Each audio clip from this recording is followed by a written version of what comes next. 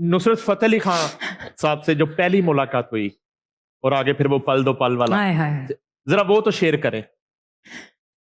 मुझे पता चला कि जी म्यूजिक हो रहा है फिल्म पल दो पल का। मैम शमीम आरा जो है वो डायरेक्टर है और ख्वाजा परवेज साहब राइटर है।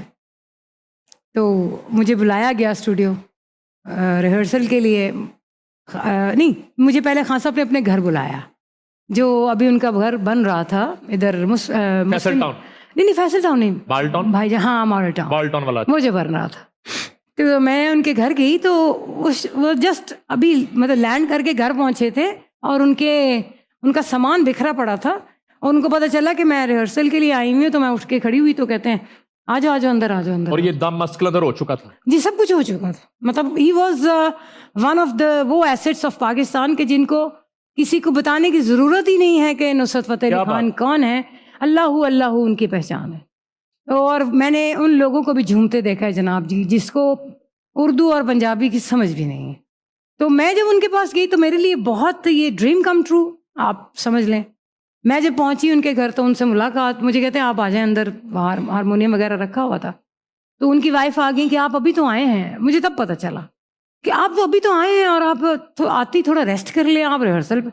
नहीं मैं कर लूँगा। बड़ा धीमा से बोलते थे कर लूँगा। तो वो चली गई। तो उसके बाद खान साहब ने मुझे रिहर्सल कौन से गाने की कराई, एक उसमें गाना था ना ना ना प्यार के पल दो पल है प्यार, इस तरह का। ऐसे जीवन प्यार सजाए जैसे फूल से खुशबू आए, जानम होती है जी दिल हार के, दुनिया है सुनी बिन यार के, पल दो पल हैं प्यार के।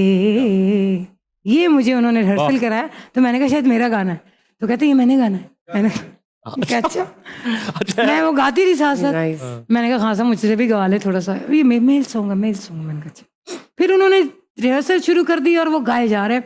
मैंने म्यूजिक में इतना पागल आदमी जिसको बोलते हैं ना दीवाना, वाह, नहीं देखा। उनकी आदत थी वो एक अस्थाई सुनाते थे और उसके बाद वो दूसरी अस्थाई पे चले जाते थे। ये सुनो मैंने नया क्या बनाया, ये सुनो मैं रिहर्सल कर चुकी।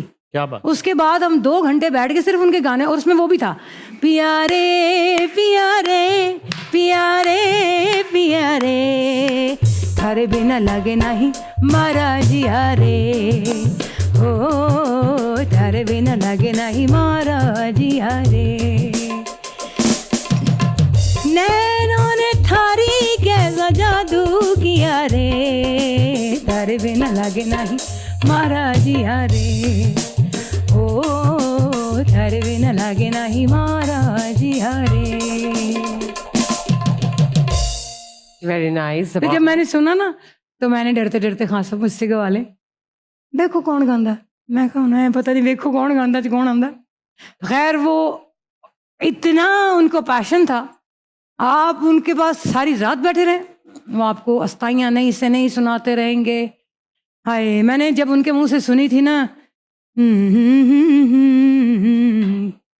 क्या इसके बोलते लाडू, नहीं गिन गिन तारे और है, डंग दिया रातां दसप्पा वांगू, डंग दिया रातां गिन गिन तारे, डंग दिया रातां सप्पा वांगू, डंग दिया रातां गिन गिन तारे। मैं लिटरली वहां पर रो पड़ी थी। वाह। ऐसे लगता था उनकी आवाज में एक अजीब सी, जिसको कहते हैं ना कि जो आपको अंदर से खींच लेती है चीज, कि यार पता नहीं वो इंसान कितना खुश है कितना दुखी है, क्या मसला है मुझे नहीं पता, लेकिन उनकी आवाज में एक दर्द था जो आपको रोने पे मजबूर कर देता। और ये सच है। और मैंने जितना भी टाइम उनके साथ गुजारा वो मेरी जिंदगी के वो लम्हे हैं जो अल्लाह पाक ने मुझे अता किए, और मैं इसके लिए अल्लाह ताला का बहुत बहुत शुक्र अदा करती हूँ। अल्हम्दुलिल्लाह। उनकी डेथ की खबर जिस दिन आई वो आप कैसे पता चली आपको? मुझे जब पता चला सर तो मैं आपको क्या बताऊं, मुझे अफसोस भी होता है। आज अगर हम उनका नाम लेते हैं तो बात और है। हमारे यहाँ आर्टिस्ट के मरने पे हुकूमती एहलकार क्यों नहीं पहुंचते? कोई बीमार हो जाए तो उसके घर सारे चले जाते हैं बुके लेके। आर्टिस्ट मर जाता है तो आर्टिस्ट मरे तो खुशी ना करिए, पॉलिटिशियन भी मर जाना। वाह, अच्छी बात। तो अब मैं जब उनके घर गई मुझे पता चला, क्योंकि उनको वो लेके जा रहे थे लंदन, तो वो रास्ते में ही उनकी तबीयत ख़राब हो गई, वो उनकी डेथ हो गई। वो असल में किडनीज़ का प्रॉब्लम उनको था, और जब हमने पल दो पल की थी तो डॉक्टर आमिर सुहेल जो थे उनके भाई की फ़िल्म थी वो, बल्कि उनके डैड की फ़िल्म थी। तो वो डॉक्टर भी थे उनके भाई आमिर सुहेल के। उन्होंने बड़ा कहा उनको कि सर आप प्लीज़ किडनीज़ का कुछ करवा लीजिए, आप मौत की तरफ। वो डर के मारे शायद नहीं किया उन्होंने। तो जब उनका जनाजा यहाँ पर पहुँचा और मैं उनके घर पहुँची, क्योंकि मैं रिहर्सल करने के लिए जाती थी, मैं पहुँची तो आप यकीन कीजिए सिर्फ उनकी वाइफ रो रही थी, एक चारपाई पड़ी थी और उन पे उनका कॉफिन पड़ा था और कोई नहीं था। और इसी तरह मैं बात करूँगी मैडम नूरजहाँ जी की। मुझे बड़ा दुख है, मैडम नूरजहाँ जी जब इस दुनिया से गईं तो वो घर जो मैडम नूरजहाँ जी का था उसको हुकूमत ने क्यों नहीं खरीदा? आपके पास मैडम से बड़ी तो कोई सिंगर नहीं है ना, हमारे पास मैडम से बड़ी कोई सिंगर नहीं। मेरा एतराज़ है ये इस चीज़ पे, और मैं इस पे एतराज़ करती रहूँगी जब तक वो जगह जो है मैडम नूरजहाँ जहाँ रहती थी उसको ख़रीदा जाए, उसको म्यूज़ियम बनाया जाए, वहाँ पर दुनिया भर से लोग आएँ और मैडम नूरजहाँ जी ने जो सर्विस दी है 50 साल 60 साल इस मुल्क को, वो लोगों को नज़र आना चाहिए। ये हमारे लिए बड़े दुख की बात है। हम मुंह पे तो कह देते हैं कि बहुत अच्छा फलाना ढमकाना, लेकिन जब कोई आर्टिस्ट मरता है तो मैंने कभी किसी एहलकार को आते हुए नहीं देखा। दूसरे तीसरे दिन अफसोस करने अब्बू जी से आ जाते होंगे कोई भी, लेकिन मैंने नहीं देखा आज तक। और ये मेरी रिक्वेस्ट है गवर्नमेंट से, तो खुदा के लिए फ़नकारों की तरफ भी नज़र मारें, वो भी आपकी आवाम ही है। और मरियम जी तो कहती कि मैं माँ हूँ सबकी, तो हम आप में एक माँ को देखना चाहते हैं और हम देखते भी हैं जो आप कर रही हैं। जाहिर बात है एक दिन में सारा कुछ ठीक नहीं होता, लेकिन ये मेरी आपसे दरख्वास्त है मरियम नवाज शरीफ साहिबा, अगर आप सुन रही हैं तो आर्टिस्ट बरादरी के लिए, म्यूजिशियन बरादरी के लिए एक फ़ंड डिक्लेयर कर दीजिए जिससे वो अपना इलाज करवा सके। ये नहीं है कि कभी मौका मिला आपसे मुलाकात हो गई तो उन्होंने कह दिया। ये इन लोगों की सर्विसेज हैं। कुछ लोग तो दुनिया से जा चुके जिनको हम मैं क्या उनका नाम लूँ, और कुछ लोग ऐसे हैं कि जो जाने वाले हैं जाने वाले भी हैं।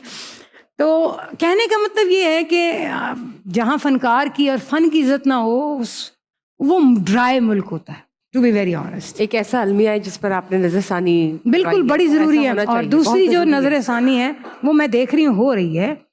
एक हम पंजाबी नहीं बोलते चीप लैंग्वेज होने की वजह से। किसने कह दिया पंजाबी चीप लैंग्वेज है? और कौन कह सकता है कि पंजाबी चीप लैंग्वेज है? बाबा बुल्ले शाह ने पंजाबी लिखी है, बुजुर्गान दीन में से। शाह हुसैन रहमतुल्लाह अलैह ने, मैंने वो गाया था माए नी मैं किन्नू आका दर्द भी छोड़ेगा हाल, वाह, उनका कलाम मैंने गाया है, और पूरी एल्बम है वो। फिर उसके अलावा हीर वारिस शाह। आप पंजाबी को ज़रा ढूंढे तो सही, इससे बड़ा रिच कल्चर नहीं। अपने बच्चों को अपने घरों में पंजाबी बोलना सिखाएं। ठीक है, उर्दू जो है आप यहाँ से जब कराची जाते हैं तो उसके लिए उर्दू ठीक है, लेकिन घर च तो पंजाबी बोलो घट्टो घट। उन्होंने तो दसो कि साडा विरसा की है ते असी वारस किस चीज़ दे। अज आखां वारिस शाह नूं उठ कबरां विचों बोल, ये मेरा वो वाला सीन है। इसके लिए मैं बहुत ज़्यादा टेंस रहती हूँ बाज़ औक़ात, और मेरी कोशिश है कि अगर मुझे हुकूमत ये काम कर दे तो मैं उनके साथ विदाउट एनी कॉस्ट ये काम करने को तैयार हूँ।